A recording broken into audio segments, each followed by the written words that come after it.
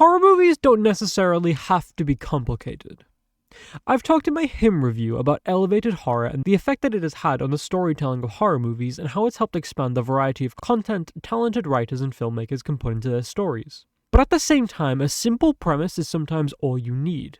A common joke I bring up is if you boil down a lot of Stephen King stories, they're kind of basic premises. What if a car was evil? What if a cemetery was evil? What if a wind-up monkey was evil? What if Maine was evil? What if Maine was evil? What if Maine was evil? You get the point. Half of these stories are set in Maine. And of course, what if a dog was evil? Not a complicated idea. Preys on common affections people have for animals and pets. Channels primal energy into a monstrous antagonist. It's great. So, why not flip it? What if instead of a dog being evil, a dog is the hero? Then you get Good Boy. Nope, not that one. I'm trying to avoid that one. Thank you very much. Good Boy is a canine-centric horror movie from the mind and will of one Ben Leonberg. Being the director, co-producer, co-writer, cinematographer, and editor, I wonder how his neck can support wearing so many hats. 'Tis the life of an indie filmmaker, I suppose. Indie. Anyway, Ben made this movie with one thing in mind. Animal labor. Legal employment. This movie was written for Indy the dog. He was always going to be the hero, and in that context, know that this movie is basically just a love letter to Indy and his relationship with Ben. And I love that. That's adorable. Alongside Indy, of course, we have his owner Todd, played by Shane Jensen. We don't really get a full look at Todd's face throughout the movie because it's from Indy's perspective, and he must really see high enough to look at Todd's face, but he doesn't care. He's a dog and loves him anyway. Todd has been having some health conditions, and as such is visited by and occasionally cared for by his sister Vera, played by Ariel Friedman. Vera is a mostly voice role, but does show up in the movie. And she also takes care of Indy when Todd can't, including when he's in hospital visits. To get away from the hustle and bustle and try to clear his head, Todd decides it's a good idea to take Indy and move back to his grandpa's place, a cabin in the middle of bumfuck nowhere in the woods. Todd and Vera's grandpa is played by Larry Fessenden. We see him on some home tapes, which explain his deal to us for the most part. What happened to him, why he was living in the house alone for so long, and that 6 generations of people have died in that house. And why Todd is inheriting the house. Much like every main character moving into a new house, he ignores absolutely everything weird. Good thing he's not the main character though. Indy is. And Indy isn't letting any paranormal activity go unbalked at. Now this movie was very much on a budget. The actors are niche. It's filmed on location in New Jersey, and only in 3 places, with most of the movie taking place in the cabin and around the area outside. Oh, and at said cabin, we also meet Todd's neighbor, Richard, played by Stuart Rudin. He's not a huge role in the story, but sets something up that comes back later on. Now, I do think because of the limited cast, the movie does have a small problem with exposition. Todd is often alone with Indy, and so he has to talk aloud to himself or to Indy, and it isn't exactly the most natural sounding of dialogue. And since we don't see Todd's face most of the time, literally everything he's saying could be ADR'd in. And I understand if that's something they did intentionally, so the audio quality would be better from their studio, rather than actually be picked up by their microphones on location. But it does make the delivery a little flat sometimes.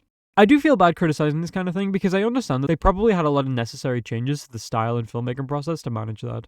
But the worst part about this is probably the CGI when it comes to a few scenes. I only really noticed it when around the main climax of the movie, a window breaks and it's like getting a flashback to Jaws 3D.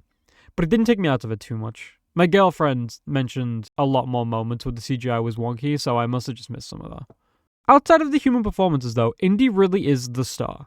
He is genuinely a dog actor that can show so much emotion, and it's a testament to how much Ben Leonberg understands him and how he directs to bring this kind of performance out of his dog.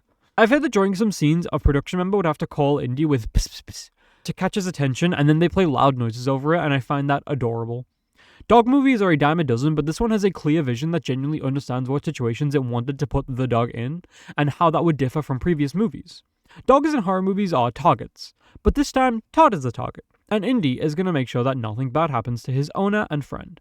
The tension building is also pretty solid for how limited it is. The movie is only a bit over 70 minutes long, so it's barely feature length, and doesn't drag when it comes to the mysteries being revealed. And I did at least like the effects of the scares.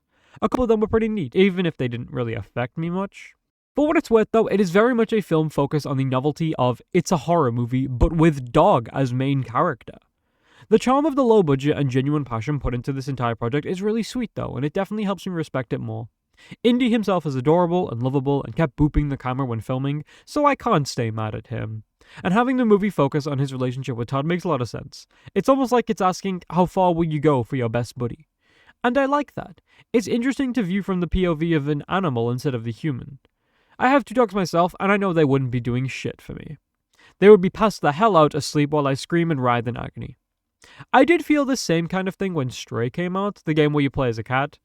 I didn't like it there because the graphics were great, but it didn't seem like they wanted to innovate with the idea of being a cat. Stray obviously had a much bigger budget than Good Boy, but still. They did something different with the dog actor and didn't use any digital effects to bring his performance to life.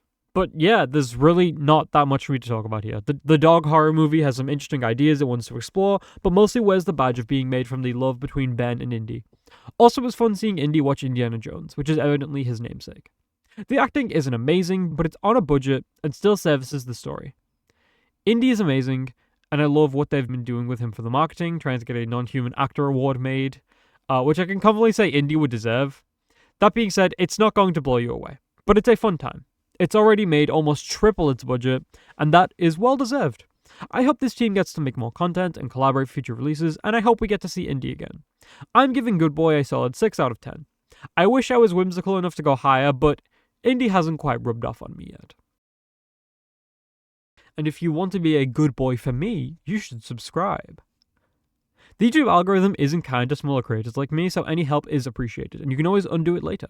If you like my discussion today, you can also like the video. It'll do wonders for the serotonin levels of my brain, and I might just show you more of my reviews if you stick around.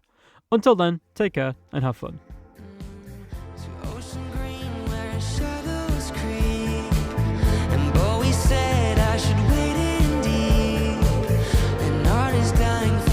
To make